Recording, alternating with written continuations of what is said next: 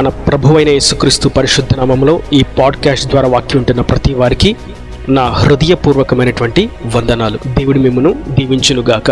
యూదా రాసినటువంటి పత్రిక 24వ వచనం, తొట్టిల్లకుండా మిమ్మును కాపాడుటకును తన మహిమ ఎదుట ఆనందముతో మిమ్మును నిర్దోషులనుగా నిలవబెట్టుటకును శక్తిగల మన రక్షకుడైన అద్వితీయ దేవునికి మన ప్రభువైన యేసుక్రీస్తు ద్వారా మహిమయు మహత్మ్యమును ఆధిపత్యమును అధికారమును యుగములకు పూర్వమును ఇప్పుడును సర్వయుగములను కలుగునుగాక. ఆమేన్. చదివినటువంటి వాక్య భాగంలో తొట్టిల్లకుండా ప్రభు మిమ్మును కాపాడును అనేటువంటి విషయాన్ని మనం ఇక్కడ చూస్తున్నాం. ఆయన తన మహిమ ఎదుట నిర్దోషులుగా నిలబెట్టడానికి మన రక్షకుడు శక్తి కలిగిన వాడిగా ఉన్నాడు, మహాత్మ్యము కలిగిన వాడిగాను, అధికారము ఆధిపత్యము కలిగిన వాడిగాను ఆయన ఉన్నాడు. ఆయనే తన జనులను తొట్టిల్లకుండా కాపాడుటకు శక్తి కలిగిన వాడు. మనం కొంచెం లోతుగా ఈ విషయాన్ని గమనించినట్లయితే, తొట్టిల్లకుండా ఆయన కాపాడుతాడు అని అన్నప్పుడు అందరినీ ఆయన కాపాడొచ్చు కదా. ఎందుకని అనేకులు క్రీస్తు సత్య మార్గంలో ఉండకుండా తొలగిపోతున్నారు, లేదా క్రీస్తు మార్గంలో ఉన్నానని చెప్పుకుంటూ భక్తిహీనులుగా ఉంటున్నారు, లేదా అసలు క్రీస్తుని ఎరుగక లోక పాపములో లోకాన్ని పూజిస్తూ లోకాన్ని అనుసరిస్తూ ఉన్నారు. ప్రభువే కాపాడుతాడు కదా, ఆయనే కాపాడవచ్చు కదా అని మనం అనుకున్నట్లయితే వాక్యం మనకు తేటగా సమాధానం ఇస్తుంది. అది సామెతల గ్రంథము 16వ అధ్యాయము 18వ వచనం. నాశనమునకు ముందు గర్వము నడుచును, పడిపోవుటకు ముందు అహంకారమైన మనస్సు నడుచును.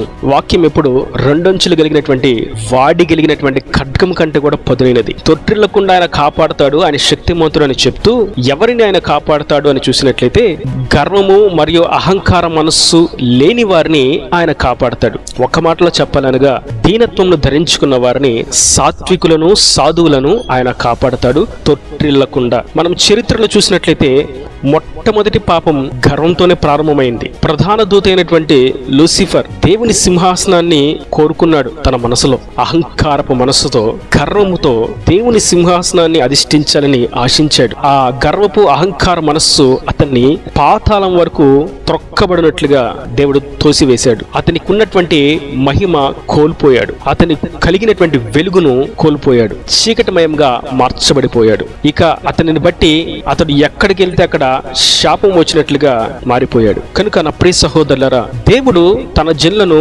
తొట్టిల్లకుండా కాపాడుతాడు, అది నిశ్చయము. అయితే ఎవరైతే దీనత్వమును ధరించుకుని ఉంటారో వారిని ఆయన కాపాడుతాడు. గర్వముతోనూ జగడములకు నోరు ఉంది కదా అని, మాకు బలగం ఉంది కదా అని, మాకు అధికారులు తెలుసని, రాజకీయ నాయకులు తెలుసని, మా ముందు వారు ఉన్నారు, మా వెనకాల వీరు ఉన్నారని అహంకార మనసుతో గర్వం అనేటువంటి గుర్రమును ఎక్కి ముందుకు అడుగు వేస్తే నిశ్చయంగా వారిని ఆయన కాపాడడు, మరియు వారు నిశ్చయంగా తొట్టిల్లి పడతారు. గుర్రం ఎక్కిన ప్రతి వాడు పడవలసినదే. గర్వపు క్రియలు జరిగిస్తున్న ప్రతి వారు ఆ గర్వపు క్రియలకు ఫలితం అనుభవించవలసినదే. అయితే తన జనులు అనగా సాధువులను, సాత్వికులను, దీనులను ఆయన కాపాడతాడు. మనం కీర్తనల గ్రంథంలో చూస్తాం, ఆయన సాధువులను కాపాడువాడు. 116వ కీర్తన 6వ చరణం.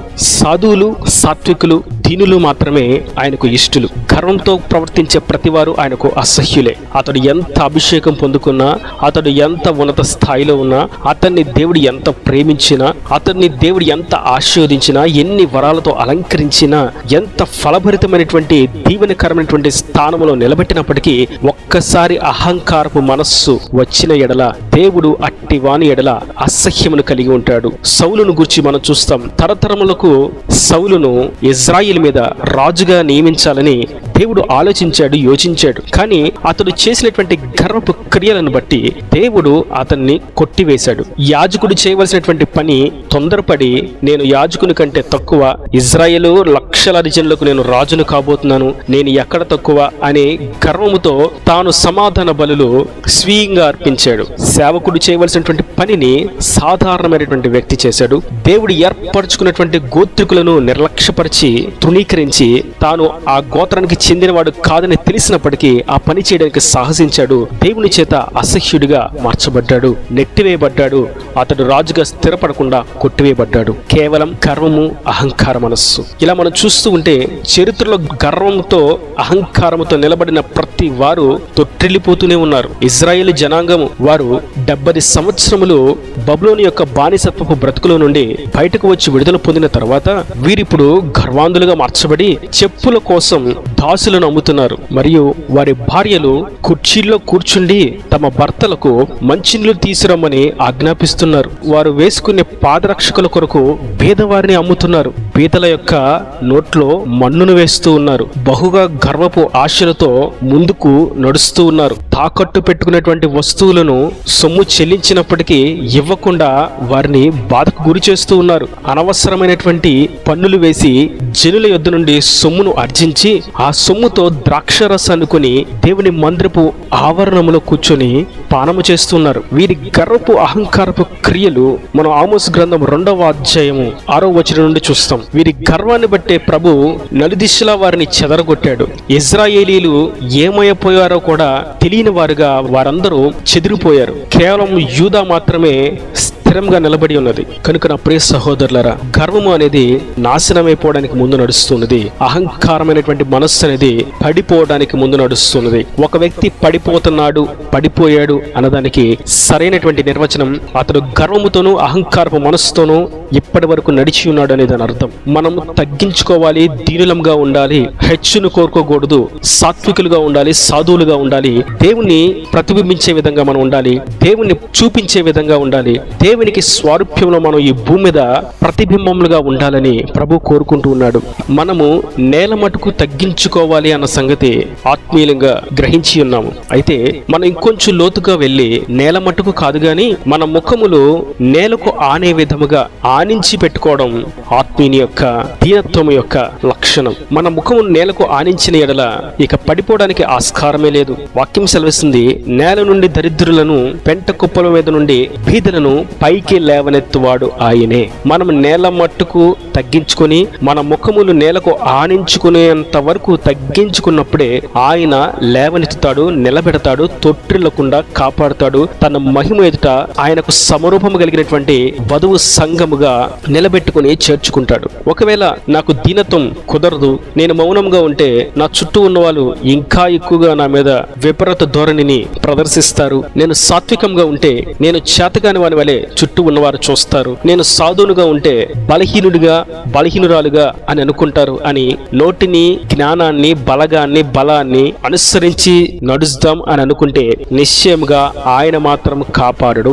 ఆయన మాత్రం చెయ్యి విడిచిపెట్టి వదిలిపెడతాడు. అందుకే మనం సామెతల గ్రంథం 14వ అధ్యాయము 12వ వచనంలో చూస్తాం, ఒకని ఎదుట సరైనదిగా కనబడే మార్గము కలదు, అయితే తుదుకు అది మరణమునకు త్రోవ తీయును. నేను గర్వంతోనే ఉంటాను, నాకు సాత్వికం పనికిరాదు, సాధుత్వం నాకు కుదరదు, దీనత్వం నాకు అబ్బదు, నాకు నచ్చే దాంట్లో నేను ముందుకు సాగుతాను, అయినా ఎదుటివారు ఏమన్నా అంటేనే కదా నేను అంటుంది, ఎదుటివారు ఎదురు చేస్తున్నప్పుడే కదా నేను చేస్తుంది, వారు కొడితేనే కదా నేను కొడుతుంది, వారు తిడితేనే కదా నేను తిడుతుంది, వారు చెయ్యి వేస్తేనే కదా నేను చెయ్యి వేస్తుంది, వారు మోసం చేస్తేనే కదా నేను మోసం చేస్తుంది, వారు అబద్ధం ఆడితేనే కదా నేను అబద్ధం ఆడుతుంది, వారు చేశారు కాబట్టి నేను చేశాను, కాబట్టి నేను చేసింది దానిలో తప్పు లేదు అని స్వీయ జ్ఞానంతో, సొంత జ్ఞానంతో నా మార్గం సరైనది అని అనుకున్నట్లయితే తుదకు అనగా చివరకు మరణమునకు త్రోవ తీయును.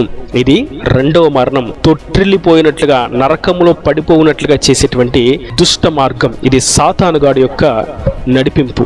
సాతానుగాడు ఎప్పుడు నువ్వు వెళ్లే మార్గం సరైనదే, నువ్వు చేస్తుంది రైట్, నువ్వు చేస్తుంది ఒప్పు, నువ్వు చేసిన దానిలో తప్పేమీ లేదని వాడు ఎప్పుడు చెప్తూనే ఉంటాడు. కానీ దేవుని ఆత్మ ప్రతి చిన్న విషయంలో చిన్న తప్పును ఎత్తిపట్టి లేవనెత్తి చెప్తూ ఉంటాడు. ఆ పరిశుద్ధాత్మ స్వరమును విని మనము సరి చేసుకుని తగ్గింపుతో, దీనత్వంతో మార్గములో తిన్నగా నడిచిన ఎడల ఆయన తొట్టిల్లకుండా కాపాడి మహిమగల తన సింహాసనం ఎదుట నిలబెడతాడు. పరలోక రాజ్యానికి వారసులుగా, హక్కుదారులుగా చేరుస్తాడు. నేడు మనం చూస్తుంటే క్రైస్తవులు అంటే దీనత్వం అనేటువంటి పేరుకు బదులుగా క్రైస్తవులు అనేటువంటి పేరుకు విప్లవకారులు అనేటువంటి పదము జోడించవలసి వస్తుంది. ప్రతి దానికి దేవుడు చెప్పిన సాధుత్వమును, మృదుత్వమును, దీనత్వమును, తగ్గింపు జీవితాన్ని విడిచిపెట్టి మేము సైతం నిలబడతాం, మేము సైతం పోరాడతాం, మేము కూడా విప్లవకారులం, మేము మా దేవుని కొరకు యుద్ధాలు చేస్తామని యుద్ధ వీరుల్లాగా లోకంలో కనబడడం క్రైస్తవులైనటువంటి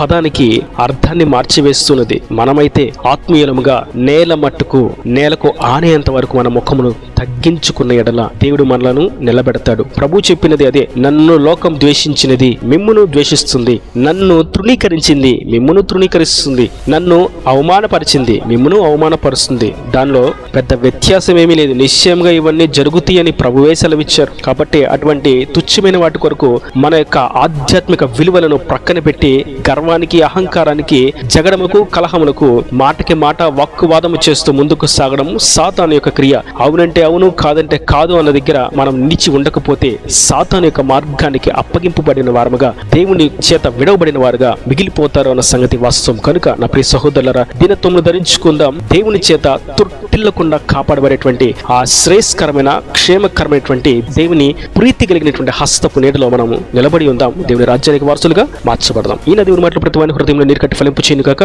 ఆమెన్. God bless you. తనలో వంచి కన్నులు మూసినట్టయితే మీ కొరకు చిన్న ప్రార్థన.